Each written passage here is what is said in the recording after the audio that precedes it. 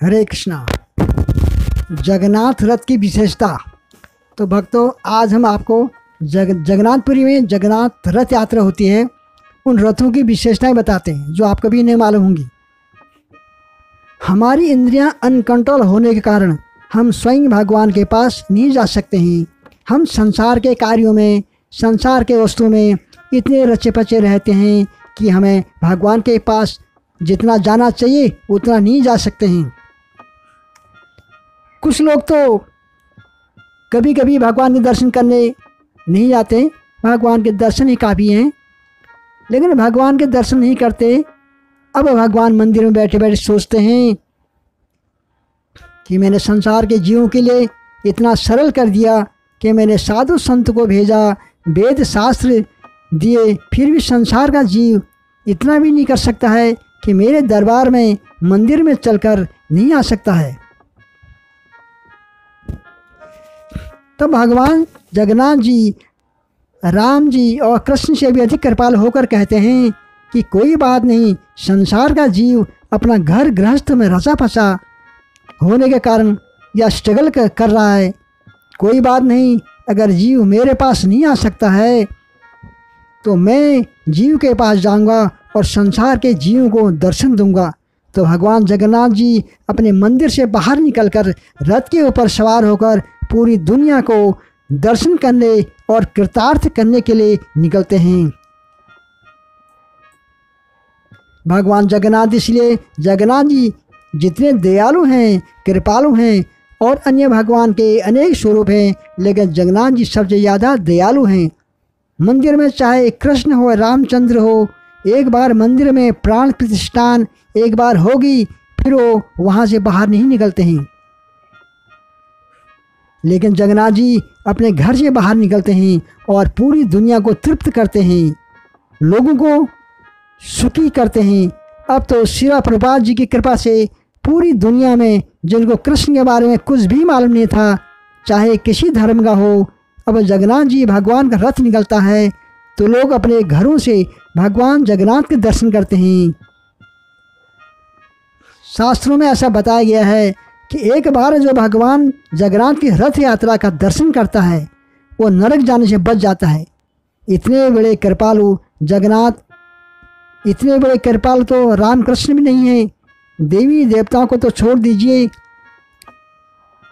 वो तो इतना मेहनत कराने के बाद थोड़ा से देते हैं, जितना जगन्नाथ जी कृपा करते हैं उतना कोई नहीं करते हैं। जुलाई में ये रथ यात्रा होती है और रथ यात्रा के जरिए से कृपा मिलती है। जगन्नाथ रथ यात्रा में 3 रथ होते हैं, जगन्नाथ, बलभद्र और सुभद्रा जी की। ये 3 रथ दुनिया के सबसे बड़े रथ। कितना ही बड़ा आदमी हो, इतनी बड़ी गाड़ी किसी के पास नहीं है जितनी बड़ी जगन्नाथ जी के पास है, क्योंकि ये पूरी दुनिया के मालिक हैं। जिस गाड़ी में चलते हैं वो गाड़ी भी सबसे बड़ी है। जगन्नाथ जी एक बार रथ में बैठ गए, दूसरी बार नया रथ होता है। कोई आदमी ऐसा है जो एक बार अपनी गाड़ी में बैठा फिर दोबारा उस गाड़ी में नहीं बैठेगा, लेकिन जगन्नाथ जी, उनका रथ भी बड़ा और हर बार नए रथ में बैठते हैं। जगन्नाथ जी का रथ बनाने का अधिकार वंशानुगत परंपरा से जिसका अधिकार है वही रथ बनाते हैं। जगन्नाथ जी का रथ बनाने के लिए 200 कारीगर 24 घंटा काम करके 2 महीने तक मेहनत करके तब जाके जगन्नाथ जी के रथ तैयार होते हैं। जगन्नाथ जी के रथ में 16 पहिए, बलदेव जी के रथ में 14 पहिए और सुभद्रा जी के रथ में 12 पहिए होते हैं। अब आपको पहियों की ऊंचाई बताते हैं। पहिए मतलब टायर लकड़ी के होते हैं। जगन्नाथ जी के रथ के टायर की ऊंचाई 6 फीट है। बलदेव जी के रथ के टायर की ऊंचाई 6 फीट 8 इंच, इनका 8 इंच और ऊंचा है। और सुभद्रा जी के रथ के टायर की ऊंचाई 6 फीट 8 इंच है।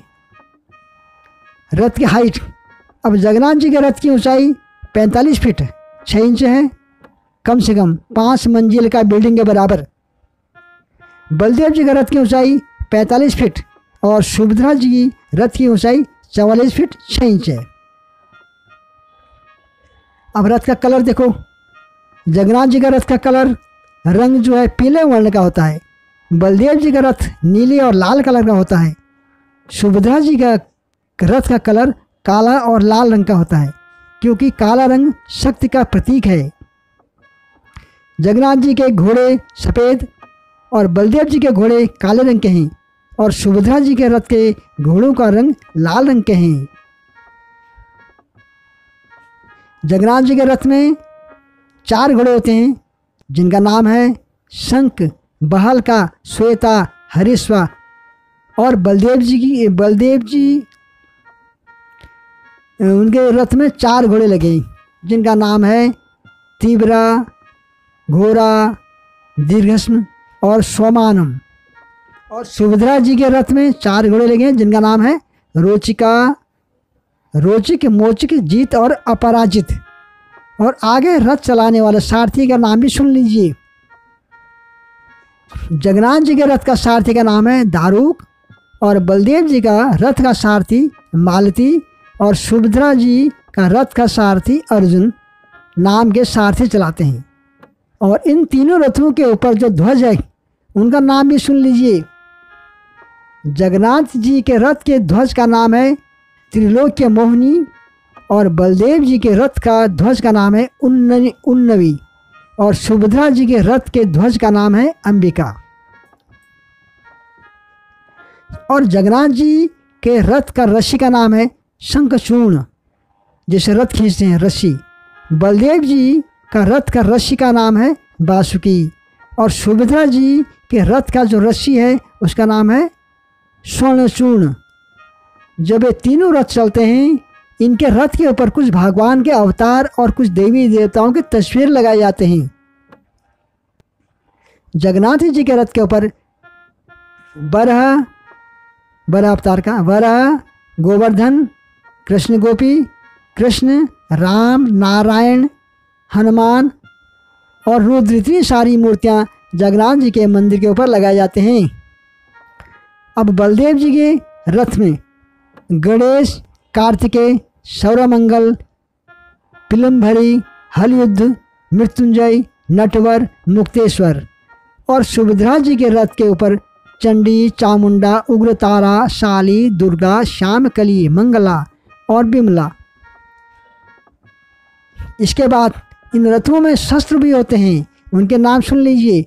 जगन्नाथ जी के रथ में शंख और चक्र होता है, और बलदेव जी के रथ में हल और मूसल होता है, और सुभद्रा जी की देवी के रथ में पद्म और कलहार होता है। तो दोस्तों, ये रथ 4000 टुकड़ों से बनाए जाते हैं। जगन्नाथ जी के रथ में 832 पार्ट्स यानी टुकड़े, और बलदेव जी के रथ में 763 पार्ट्स लगे हैं, और सुभद्रा जी के रथ में 493 यानी 493 पार्ट्स लगे हुए हैं। इन तीनों रथ के नाम भी सुन लीजिए। जगन्नाथ जी का रथ का नाम है नंदीघोष, बलदेव जी का रथ का नाम है तालध्वज, और सुभद्रा जी के रथ का नाम है देवदलन। ये रथों का नाम, ध्वज, रंग, कितने पहिए आदि ये सब आप लोगों को मालूम होना चाहिए। तो ये रथ की डिटेल है। इसके बाद रथ यात्रा की डिटेल है, जो हमने पिछली वीडियो में जगन्नाथ फेस्टिवल वाली वीडियो में दे दी है। इन रथों की डिजाइन उपनिषदों के द्वारा ही की गई है। जैसे उपनिषदों में कहा गया है कि मनुष्य का शरीर एक रथ के समान है, तो जगन्नाथ जी का रथ एक मनुष्य के रथ के समान किया गया है। इन तीनों रथ के एक एक रक्षक भी होते हैं। जैसे बैकुंठ के रक्षक जय विजय यानी द्वारपाल, और जगन्नाथ जी के रक्षक हैं गरुड़ जी, और बलदेव जी के रथ के रक्षक हैं वासुदेव, और सुभद्रा जी के रथ के रक्षक हैं वासुदेव। बड़े बड़े देवी देवता इन रथों से प्रभावित होते हैं। और ये रथ बनाने की शुरुआत अक्षय तिथि पवित्र दिन से शुरू होती है। हर साल ये रथ नया बनाया जाता है। एक बार सवारी करने के बाद भगवान जगन्नाथ जी इस रथ में नहीं बैठते हैं। तीनों रथ मतलब बल्कि इन रथों को खोल दिया जाता है। फिर इन रथों के टुकड़ों से जगन्नाथ जी की रसोई में जगन्नाथ जी के लिए भोग पकाने के काम में लाया जाता है। जगन्नाथ जी के किचन में एक साथ 1 लाख लोगों के लिए भोजन बन सकता है, इतना बड़ा किचन है इनके पास। ये है जगन्नाथ जी की रसोई। कई बार लोग कहते हैं कि हम राम जी को जानते थे, कृष्ण को जानते थे, लेकिन रथ यात्रा पे सवार ये जो जगन्नाथ जी हैं, जो स्वरूप है, ये स्वयं भगवान है, इसका क्या प्रमाण है। तो दोस्तों, जगन्नाथ जी साक्षात भगवान हैं, ये वेदों में लिखा गया है। पहला अथर्ववेद में जगन्नाथ जी का जिक्र किया गया है। श्लोक है, आदो यथ दारु प्रपद्ये सिंधु पारे अथ अपरुषम, कि वर्तमान में आप दारु ब्रह्म यानी लकड़े के रूप में समुद्र के किनारे जो है वो पुरुषोत्तम भगवान हैं, है ना। आदो यथ दारु प्रपद्ये सिंधु पारे अथ अपरुषो, वो साक्षात विष्णु या कृष्ण है। दूसरा, तैत्तिरीय उपनिषद में, टोटल वो उपनिषद है 108, उसमें लिखा हुआ है। तीसरा, स्कंद पुराण में भी लिखा है, मत्स्य पुराण, विष्णु पुराण, पद्म पुराण, अनेकों पुराणों में लिखा है। तो इसका मतलब है कि जगन्नाथ जी स्वयं कृष्ण हैं। जगन्नाथ जी के कई नाम हैं, जैसे कृष्ण के कई नाम हैं, वैसे जगन्नाथ जी के अनेक नाम हैं। एक तो जगन्नाथ कहा जाता है, जगत नाम इति जगन्नाथ, ये केवल एक देश के नहीं बल्कि पूरे जगत के नाथ हैं। आप जानते हैं कि नाथ शब्द कहाँ से आया? नाथ शब्द जो बना है कहाँ से बना है? माताएं अपनी नाक में नथली पहनती हैं, उसे कहते हैं नथ, और पशुओं के नाक में रस्सी डाली जाती है, उस रस्सी को पकड़कर उसको चलाने वाला उसे कंट्रोल करता है। उसी प्रकार हम सबके नाक में भगवान ने माया रूपी अदृश्य रस्सी डाल रखी है, और अपने माया रूपी रस्सी से भगवान हम सबको कंट्रोल कर रहे हैं। इसलिए भगवान को नाथ कहते हैं, जगन्नाथ, जगत के नाथ। दूसरा नाम है भोगखिया। भोगखिया इसका मतलब है कि लगातार भोग खाने वाला, इसलिए जगन्नाथपुरी में जगन्नाथ जी को लगातार भोग खिलाया जाता है। दुनिया का सबसे बड़ा रसोई वहाँ पे है।